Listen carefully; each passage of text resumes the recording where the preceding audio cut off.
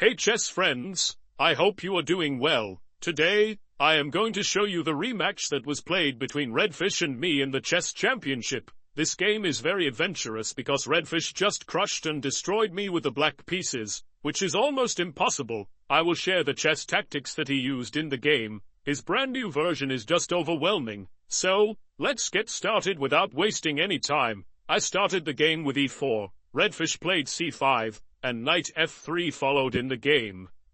Here, black can choose from many moves and opportunities that lie in the Sicilian defense. He chose the d6 variation. In the open variation of the Sicilian, we have knight f6, knight c3, and a6 to prevent any sort of knight entry, but after a6, he created a weakness on the b6 square for my bishop, where my knight can swiftly march into that square. I played bishop e3 as planned, and I will initiate my attacks by pushing forward my kingside pawns as well.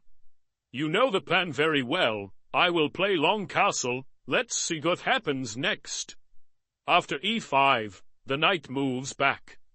Instead of playing bishop e7 or knight c6, Redfish just moved up his bishop to e6, and after bishop e8, he castled. A very romantic and curious move it is, as we both castled on opposite sides of the board, which means that I will push forward my pawns to initiate my attack in Redfish's area, and he will try to accumulate his pawns with the queen's knight to put pressure on my queen side. Redfish becomes red with anger because I defeated him yesterday, and he wants to win the game today.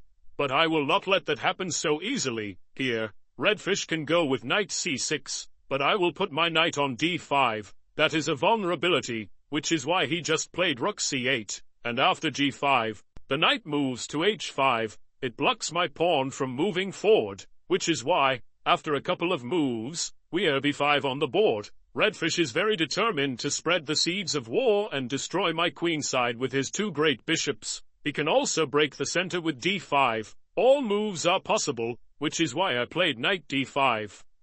After the exchanges, I didn't capture the bishop with my queen. Instead, I captured the bishop with the pawn to get the c6 outpost, where my knight can easily arrive on the board.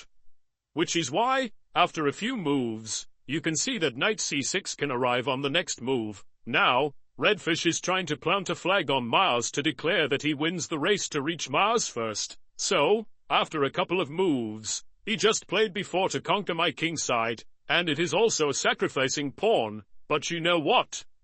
In every chess piece or pawn sacrifice, there is a hidden strategy, similar to this position. If you dare to capture the pawn, knight takes d5 will arrive on the board, sacrificing another piece in the game. The point is that after you capture it, the c2 pawn will be weak, where he will capture the pawn, and after that, a check and one repeated move later, rook takes b4 will come with the idea of attacking the b2 pawn. White has to play b3 in order to secure that pawn, leaving me with no other choice. Then, after rook c3 attacking the pawn, I will consider rook d3. If rook d3 tries to protect that pawn, then black will play the smashing move that can crush my position and queen and knight by playing rook b5. This position will be over for me. After rook takes knight, you can see that I will lose the queen and the game very badly.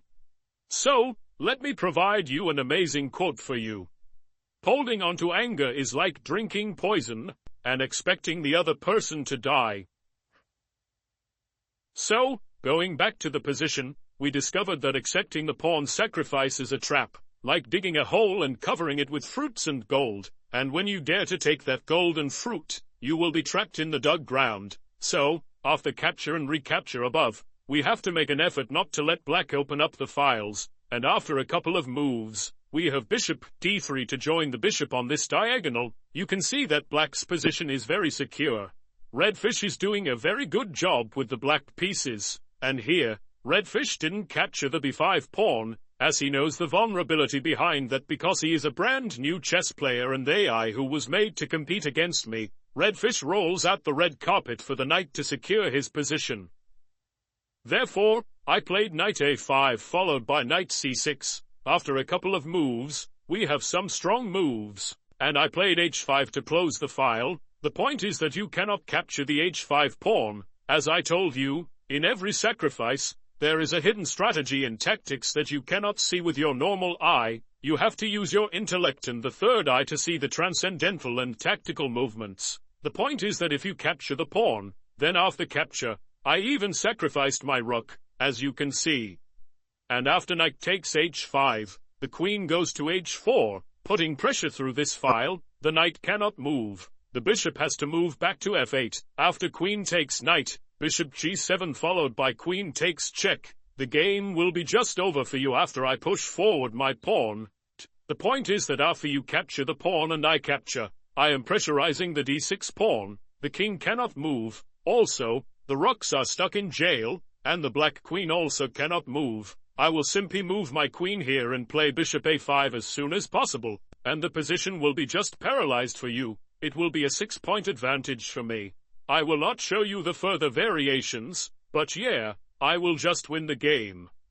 So, going back to the position, as black cannot capture the pawn, black just captures the g5 pawn, and I double up my rooks. A few moves later, we have queen g1 to put pressure on the bishop, and regardless of your pawn moves, they cannot protect the bishop, which is why the bishop moves back, and I capture the pawn. Your pawn on h7 is under attack, and after capturing, I capture the h7 pawn simply to put pressure on the queen. Many chess players here might consider queen c8 to protect the queen, but I capture the pawn on g6 simply to put more pressure on the king. After the exchanges occurred, the king moves, slightly to protect himself from the queen's attack. The point is that in this position, I can play bishop f5, or you can see that the queen is just helpless and paralyzed on the 8th rank. She just cannot move, which is why the king moves.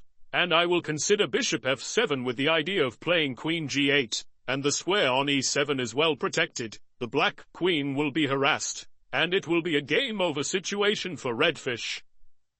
Alright, so going back to the original position, we discovered that the queen cannot move, which is why the queen captures my rook, and after the rook exchanges occurred, we have a few more moves to reach the c8 square. After a check and a few moves later, we have queen f7, and I am just trying to attack black's position, but black is doing a very good job. I am creating pressure on the g6 pawn, and he just captured the c2 pawn, sacrificing the rook, because after the capture, e4 happened in the game.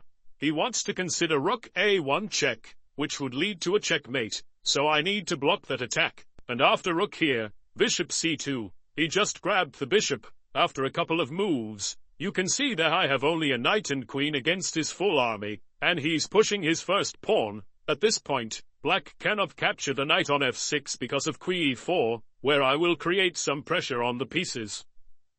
Alright, so going back to the position, the knight wasn't captured, we just have e2 and a queen check. Again, you cannot capture my knight because there is queen to d4 check, and I will win the rook on the next move.